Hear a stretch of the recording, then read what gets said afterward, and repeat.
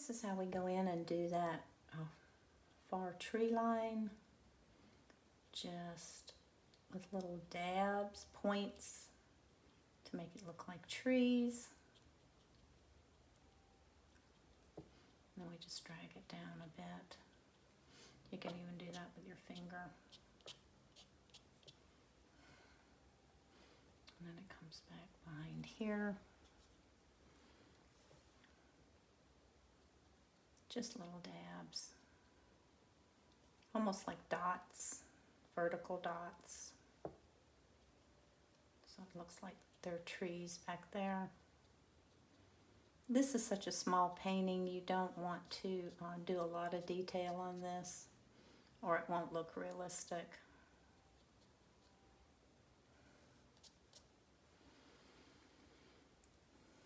Let's make this up a little higher, since that does go up a little higher there. And then we've got these. And this is on dry paper. You want to vary the height of these. Don't want them to look all the same. They need to look random. These are going to really fade out over here. So just bringing those down here and there. Getting a little more detail. Just barely touching that paper. And that's kind of how you get that look of the trees in the background. Okay. This far ridge back here has some darker places in it. So I would mix my purple with my green to get these darker, more neutral areas.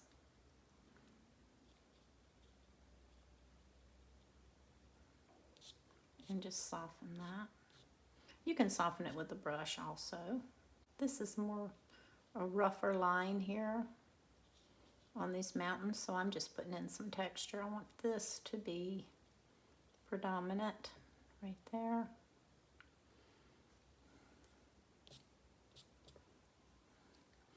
And I want this to be darker here. But you can see it has valleys and there's a lot of texture in these mountains, so if you want realism here, you kind of have to add the valleys and the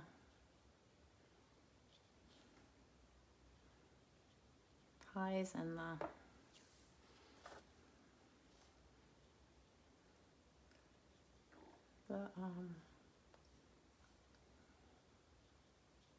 different things that are going on from the washes in the area. Just kind of make it loose. Don't work real hard on that. You don't want that real defined because this is in the background. I do kind of like this ridge coming down here though, into there. So I would just do it, I would just add some texture like this that I'm seeing from probably snow, I guess, back there. Gives you a little more interest in there. This is quite dark back here.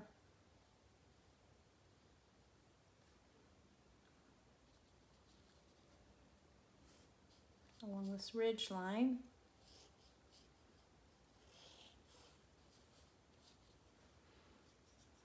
But again, it has valleys and areas in it, so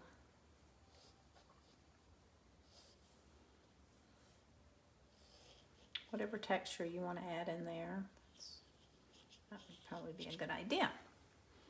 And if that gets too busy for you, like that hard line right there, just go back in and soften it.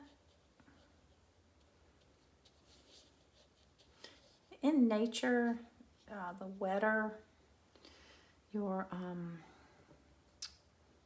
washes are, sometimes the better. So we're not going to do a whole lot more detail to this. We're going to do the trees though. We are going to put in some of the darker greens. Okay, we're basically laying in some of our greens now. And because we want a lot of texture in this,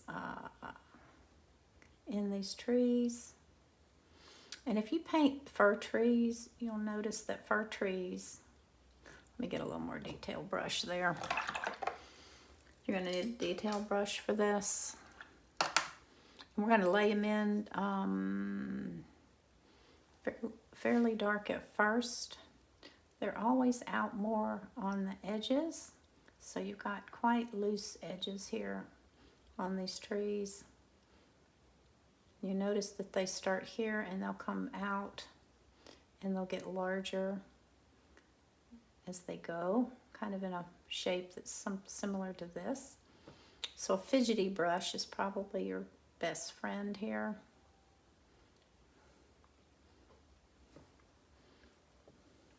Then you want to kind of run it into the shadows on wherever there would be a shadow there. You don't want it looking too detailed. That's why you need a small brush. Same for this, same deal. Just kind of work your way back and forth. Here, up and down the, first establish the trunk and then work your way up beyond it there like that. And the same for these. If you start there, you can start on either side, just working your way loosely. Now see, that was too wet, so we've lost the detail in that. So that's going to have to be a little bit stronger. This mixture, there's too much, I had too much water in my mixture. Okay, let's do that again. Let's take Payne's Gray. And the New Gamboge. Get this really nice, beautiful dark green. And I should drop these trees in last, not now, but just so you know where they go. And they get larger as they get to the bottom. Okay. Just try not to make them too contrived. You can see how that one is quite loose there. And I wouldn't put this many trees in here. Probably the focal point tree right here, which you really can't make out. Well, you can if you can see. So you can see better the idea of these trees. So if you do your center line first, and then you start with the detail. But we're really not ready to do this because we haven't finished this yet. So we're going to just leave that right there and get this where we are happy with this, and then we'll drop the tree on top. So let's get back in there. And this is going to be very loose and washy.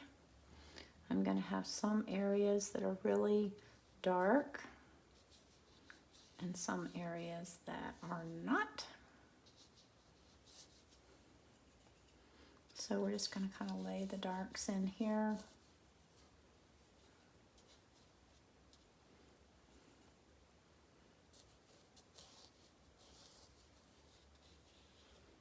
Dark foreground will give you a lot of contrast in your painting, which is really nice. This tree back here cannot be that dark because it's in the background. So let's lighten those up. Your background trees are not going to be as prominent as your foreground trees. So I'm just going to lightly put this in. I'm going to go back in and put my highlighted areas back in there just to remind me where they are. along that ridge. And I'm just doing wet into wet here on this. I'm going to go all the way back with just varying degrees of, that's very dark back there, of light and dark. In no particular no particular order, just to build our background. I do want to soften the edges. Where the tree meets the landscape, you always want a softer transition. You don't want a hard transition there. So, I know this, I want this darker over here, particularly, even though it's not. That's what I want it to look like.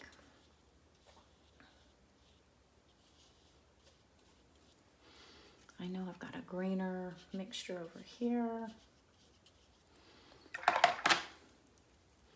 It's really important to have these mixtures ahead of time.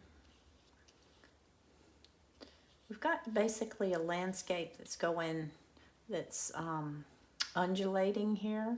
So we want to kind of keep that, the idea of that moving in and up and around.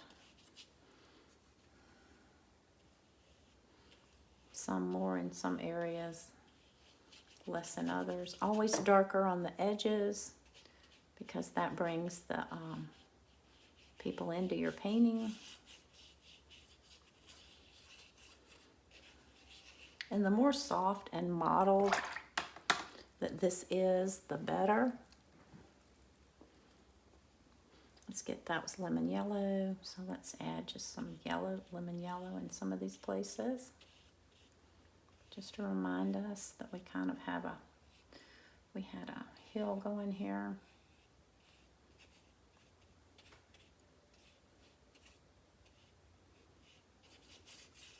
Okay, that's how I would do that foreground. We might add a little more to it in a bit. And if that's too severe, you can always mist it. Let's soften this a little bit.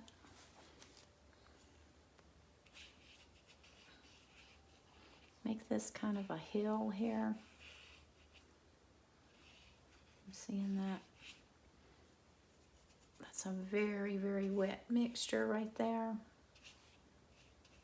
Darker over here, because that's going to be behind this tree.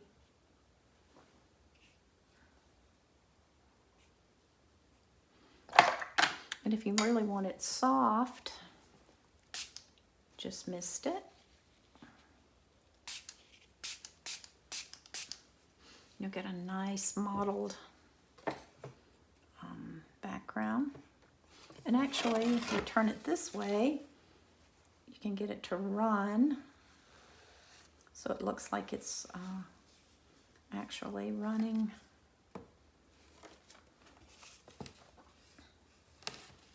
Back and forth there. All right, so we're gonna let that dry and then see where we go from there. Okay, to detail these trees, basically we're gonna remember that they have a center trunk and then that these branches come out in an upward motion on these Norfolk pines. So we want to do a solid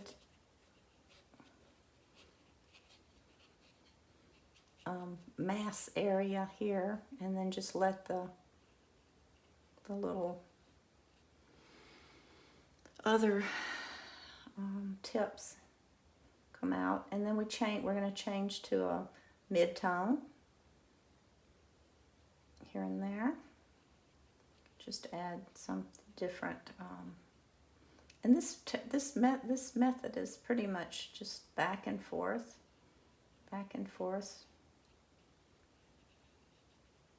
here, just coming out and up. So you want some lighter green in some different areas. And you want some darker greens. And if you overwork these trees, all you have to do is spritz it, and it'll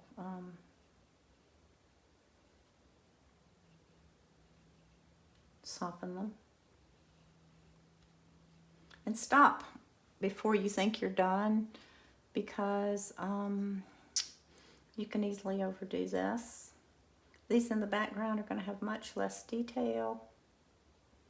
Going to be very much softer.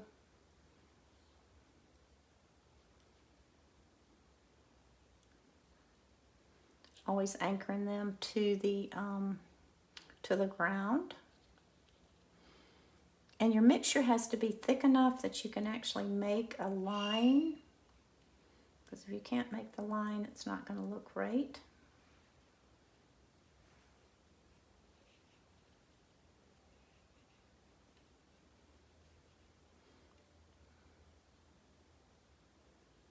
I don't do a lot of landscapes, hardly ever do I do landscapes. So just dabbing and making it soft. You don't want too much detail. And then you put some little ones back over in here and there. Try not to do just like one. Try to do several. They're just kind of blend in, work their way around. Look like a mass of trees. And generally, you should do odd numbers, so odd numbers are more pleasing for some reason. Give that one a little different shape. Okay. And I think pretty much we're going to do, because this is backlit, it's not going to have highlights on the trees like it normally would.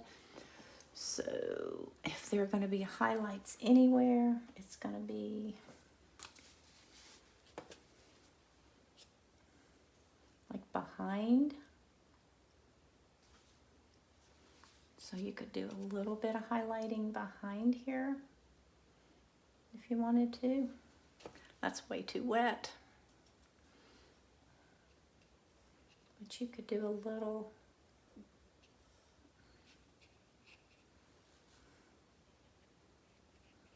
And get rid of this busyness down here. If you overdo it and you have too much detail, just go soften it. And it'll look a lot better. I think I'm going to call this one done.